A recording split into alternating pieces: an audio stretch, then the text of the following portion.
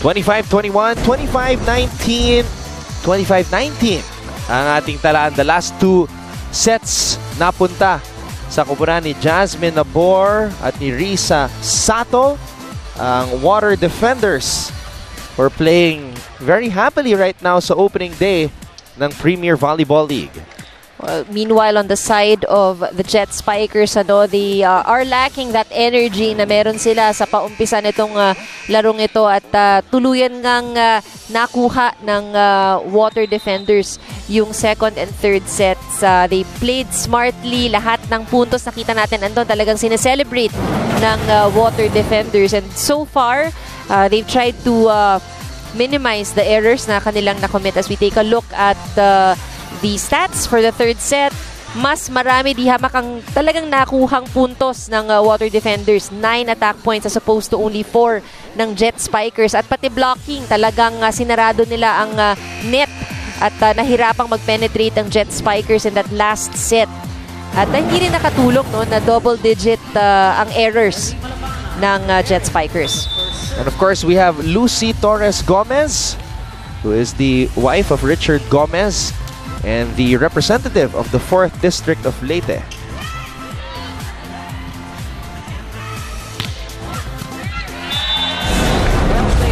So, celebrities and stars, volleyball fans alike are in the venue right now. The Phil Oil Flying V Center to witness opening day of the Premier Volleyball League na sa inyo ng SNA. Maraming salamat po sa inyong pagtutok. Con Rojas together with Anne Remulla Canda. We have Angelique Manto at courtside, and on our live streaming on Premier Volleyball League, kasama rin natin sina Billy Capistrano at Z Hervasio, who is playing later in the third match, by the way. Masipag. Oo, ang ating kasamang si Z. At least medyo may warm-up na siya, no? You know what? I think it... Let me ask you, Anne. Let's say you were still playing volleyball. Would you commentate and then play volleyball at the same time? Because, I mean... Ganyan ka-addict. Oh. kasi di ba, si Michelle Gumabaw commentates and coaches on the same day. I think I would. I mean, alam mo yun, kung addict ka talaga, if you really love the sport, you would do it. Meanwhile, Nabor tossing it up to Ordaz. And Tapik is able to get that power tip to go. Alright, let's go back to Angelique Manto. Anton and Anne, meron akong kasama na very familiar face sa volleyball community at ito ang team captain ng national team na si John Vic de Guzman. Hello, John Vic. Hi. So, kumusta naman yung trainings nyo at kumusta naman yung preparations nyo as a national team? Actually, so far, maganda yung tinatakbo ng training namin. Pine-prepare kami ng coaches namin physically and mentally, and ayun, para ihanda for Southeast Asian Games. So, ngayon naman, nandito ka sa inaugural day ng Premier Volleyball League. How are you enjoying the game so far?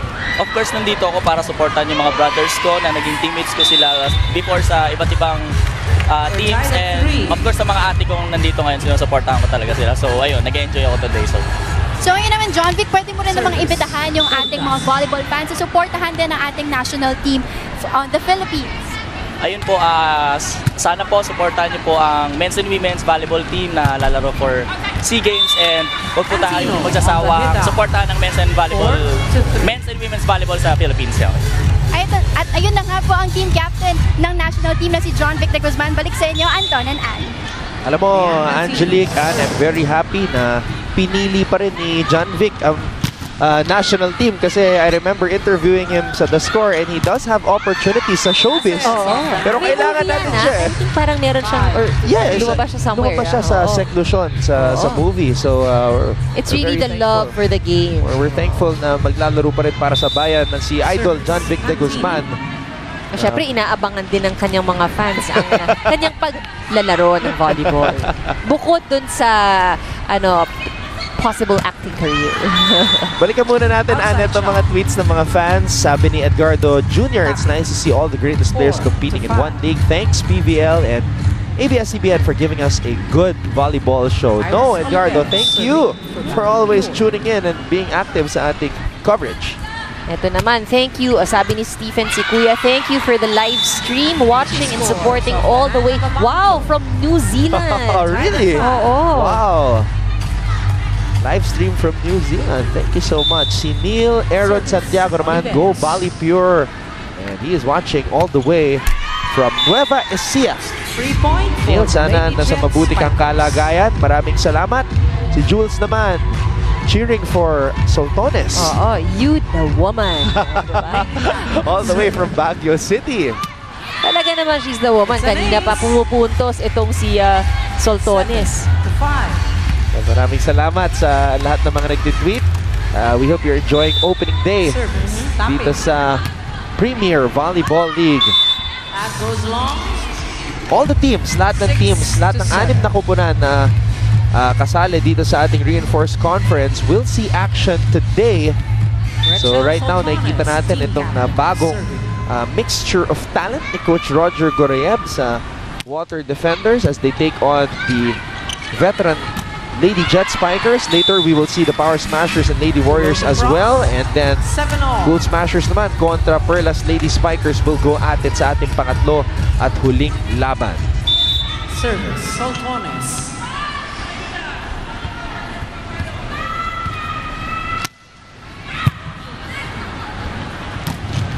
Oh, no coverage there para sa Water Defenders.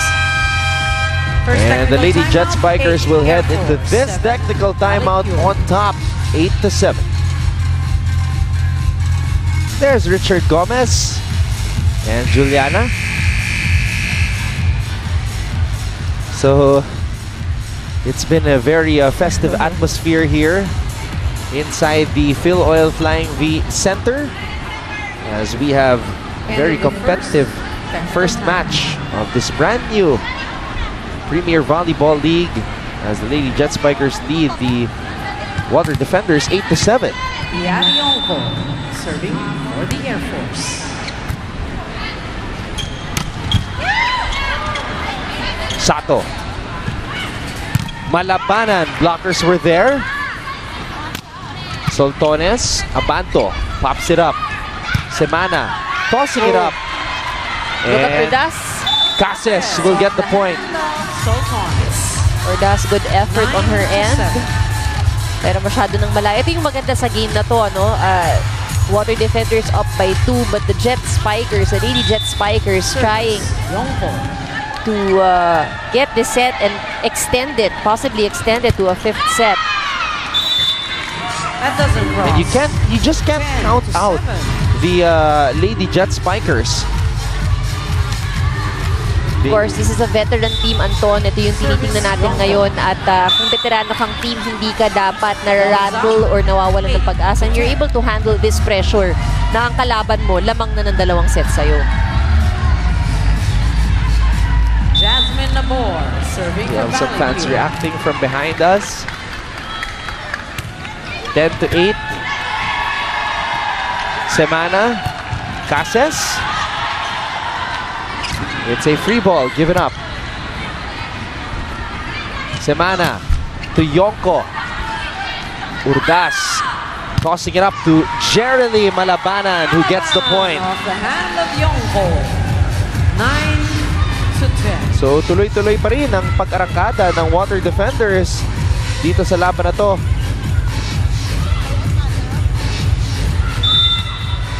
Service Nabor. Semana to Cases off the hands of Urdas. 11-9.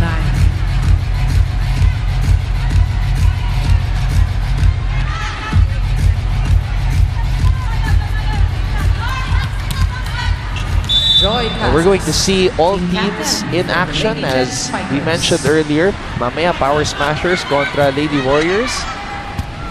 Lady Warriors, of course, will have new additions. Jeanette Panaga is there, and the mamathlete who we saw earlier, Phil Kainglat Cayetano, will be making her much anticipated return to the volleyball court. Sa Power Smashers naman, kupunan ni Coach Nes Pamilar, It's Jovi Prado who will be leading the way there.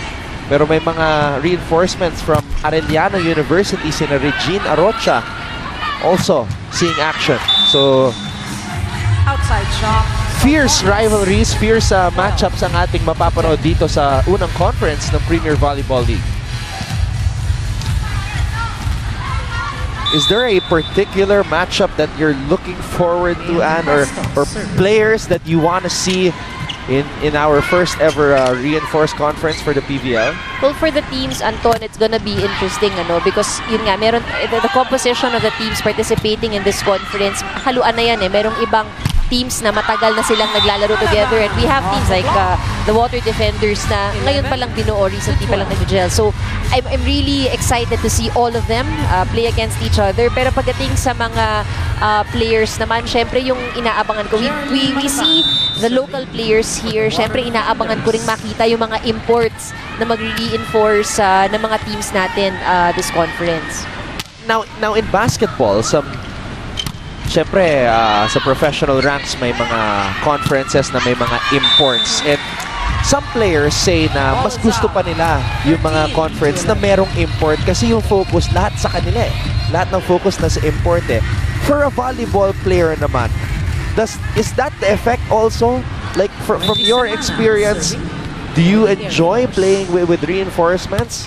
What's your take? I think somehow there's truth to that. If there are imports, the expectations from the imports, it's much higher. So it somehow eases the local players of that pressure.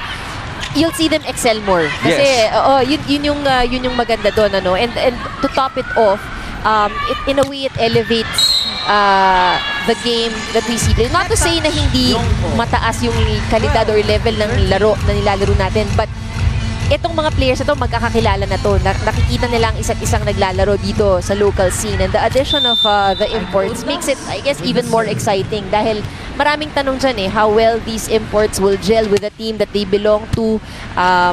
Gaano ka epektibo o anong magiging sagot ng mga teams na kalaban nila sa ilalaro nila. So, very, very exciting itong conference na to. And I guess also the experience na dala ng mga imports who come from different parts of the world, whether be it the US or Thailand, na ibabahagi nila yung kanilang kaalaman sa volleyball sa ating mga local players. That's right. At alam mo yung mapapansin mo dyan, different players from different countries, iba-iba rin yung kanilang style ng paglalaro. So yun yung magandang abangan na if you're from, let's say, an American team, iba yung way mo gumalaw. If you're from an Asian team, iba rin. So, ang ganda niyang panoorin. And we have the reinforcements already here, but as Mr. Ricky Palu explained earlier, hindi pa po sila makakalaro on opening day. So, abangan natin sila sa susunod na match days dito sa PVL. At mahaba-haba pa naman, Anton, itong ating conference. Like what we mentioned earlier, for those who have missed it, ang ating tournament format, it's actually a double round-robin format. Pagkatapos niyan, kukunin natin ang top 4 teams who will advance to the semifinals. So it means meron dalawang teams na malalaglag. We'll have the usual teams 1 and 4 competing against each other. Ranks 2 and 3 ang maglalaban-laban para sa best of 3 final series. And the winners advance to the best of 3 finals. But the losers will also advance to a best of 3 battle for third. So maraming laro silang maaabangan pa. And this is how players try to get better before they return to their respective schools or mother teams. That's what kind of opportunity na naibibigay ng Premier Volleyball League sa ating mga paborito mga manlalaro sa volleyball. Josamer Capin, serving for the Air Force. Dikit ang ating set number 4, Ann. Of course, ang Jet Spikers would want to get this set para ma-extend itong ating historic first game sa Premier Volleyball League. Makuha nila ang 4th set, ma-extend tayo to 5th, pero ang Water Defenders gusto nang manigurado nito, Anton. Gusto nang isara itong larong ito dito sa 4th set. And it would be really historic kung sakaling first match, dumistansya pa. Samantala, Jeremy Malapanan showing us her power. She gives the Water Defenders a 16-15 advantage as we head to this break. DJ Tronics, kasama natin muli sa ating SNA coverage. Hyping up the crowd and pumping everybody up inside the Phil Oil Flying V Center. And this match is brought to you by Rebisco, making delightful moments possible anytime, anywhere. Serving for Valley Pure, their team captain. Maraming salamat sa lahat ng mga nakatutok ngayon sa SNA. Thank you for joining us and tweeting us and using the hashtag PVL on ABS-CBN. Great quick play there We're tied at from 16. Semana and Antipuesto.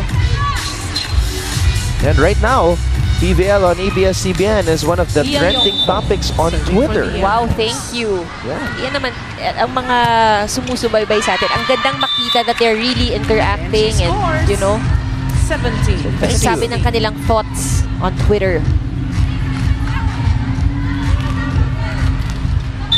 I just can't answer some of the questions that people are asking me. Mahirap mag... Mga nagtatanong, when am I gonna play volleyball? 18, 16. Si Ann na lang. I wanna see Ann. Kailan nga ba, Anton? It's been a while since I've actually played in a volleyball league. So, I don't think that's gonna happen anytime soon. Aabangan nila yan. Ako yung magla-live I coverage. don't know why people are asking though. Anyway, Valley Pure. the Lady Jet Spikers lead the Water Defenders 19-16. Air Force.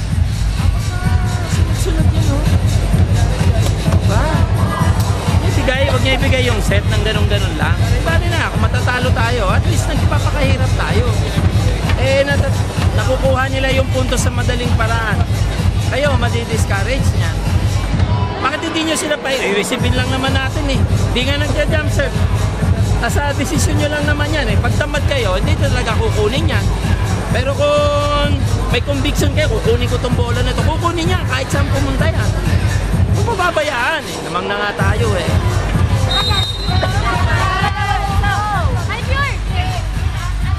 Ito ang ating Ronda Cam na binanggit ng ating kasamang si Angelique Manto kanina. Wow! 3 points up. The JT couple is here. Jeron Teng and Janine Choi.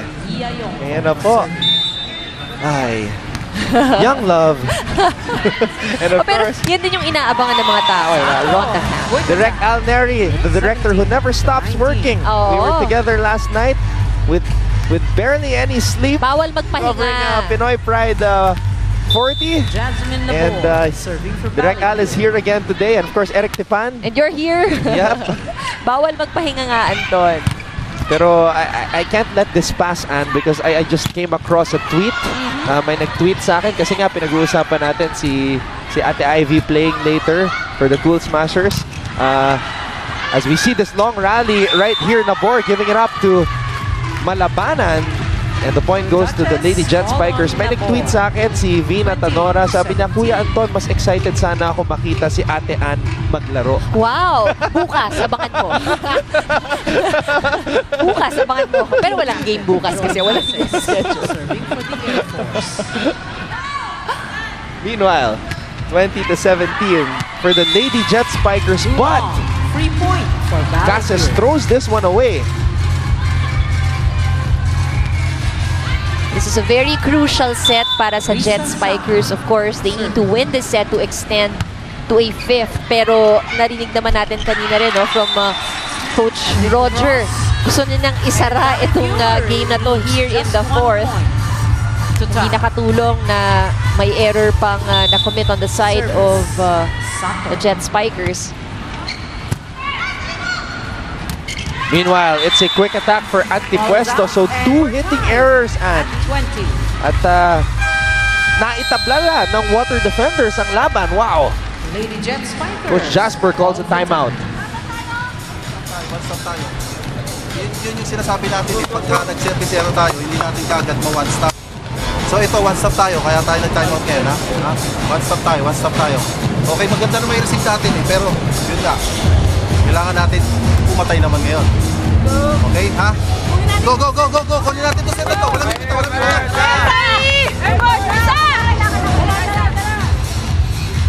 And we really felt the sense of urgency in the voice of Coach Jasper Jimenez. Sapagkat tabla na ang ating laban. So, kay Vina na nag-tweet na gusto makita maglaro si Andrew Mulya. Bukas. Hindi, wala ka bang sample? Kahit yung form lang? Yung Mamaya. Okay. Kailangan ko ng bola eh. Maraming salamat po sa lahat ng mga nakatutok sa S&A, and we invite everybody also to watch our new multi-cam live stream coverage on premiervolleyballleague.com. Alam mo, minamalas pa itong Jet Spikers at this point in time. Although naidikit na nila yung kanilang score, ang malas at marami tayong errors nakikita so far here at the tail end of the fourth set.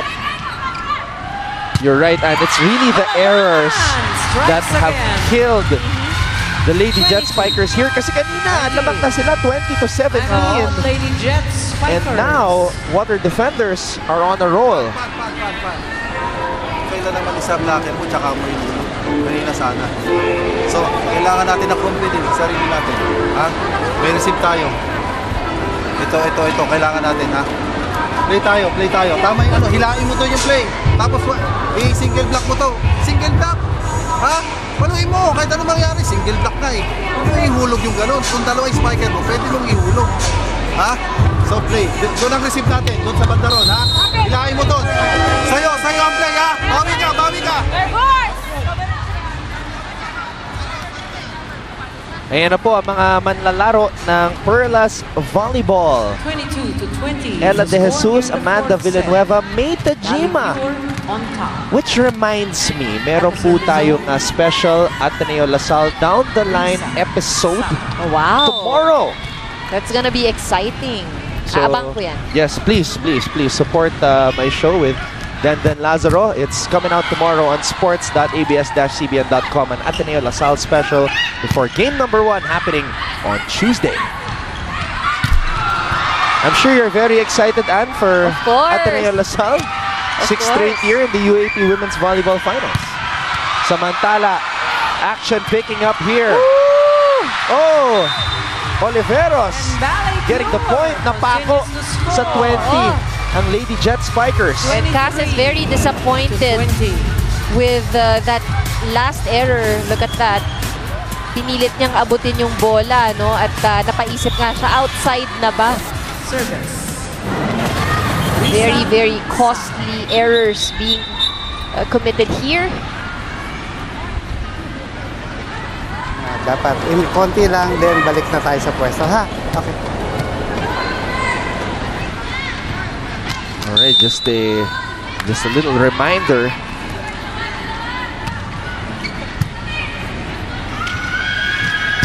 Pantone. Nabor tossing it up. Soltones. And Gretzel Soltones puts the Water Defenders at match point. Definitely much lighter and happier team in blue ang nakikita natin ngayon. And it's probably helping kung bakit mas maganda yung iginlaw nila.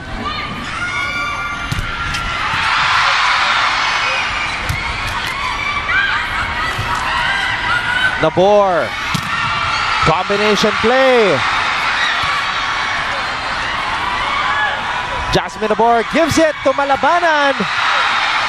Water Defenders looking for that historic first win sa Premier Volleyball League. Aiko Ordas, diretso sa net. Hindi pa tapos ang laban. Get an extra point. 21-24. There's still hope for the Jet Spikers.